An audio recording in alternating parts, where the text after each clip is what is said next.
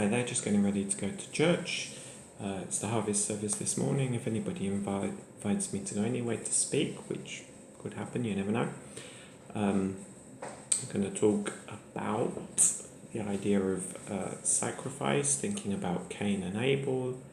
They instinctively seem to have known that God expects us to bring a sacrifice to him.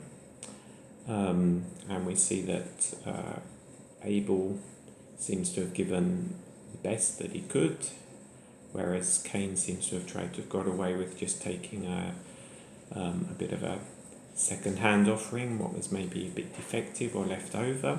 We see here something about their hearts, that Abel seems to have been very open to God in his heart, whereas Cain seemed to have been quite closed and trying to use a bit of trickery to get the best for himself. And then we see the result of this is then the sin, that Cain gives himself over to murdering his brother. However, if we read on in the Bible, we see later a moment where in Leviticus chapter 1 where God starts to present exactly what he is expecting in terms of sacrifices, and we see there in chapter 1 that an aspect of sacrifice is that he's expecting a male animal and a perfect one without blemish.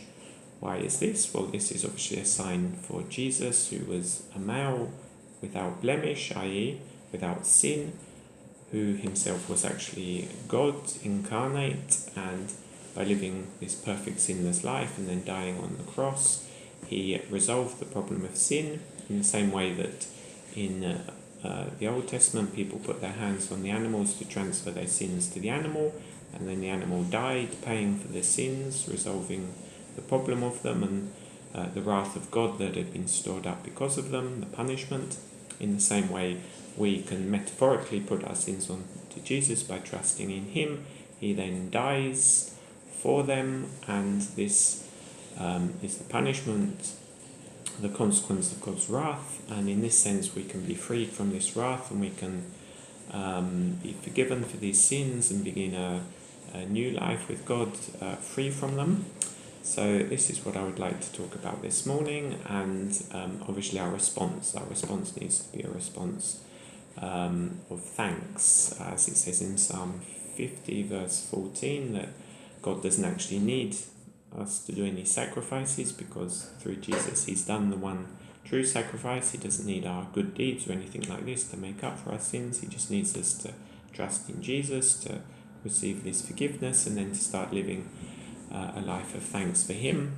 And this is then why we do the service and the ministry and the other things we do, not to receive anything from God, but rather as a thankfulness and a gratitude for what he's done for us, and as a result of starting a new life with him.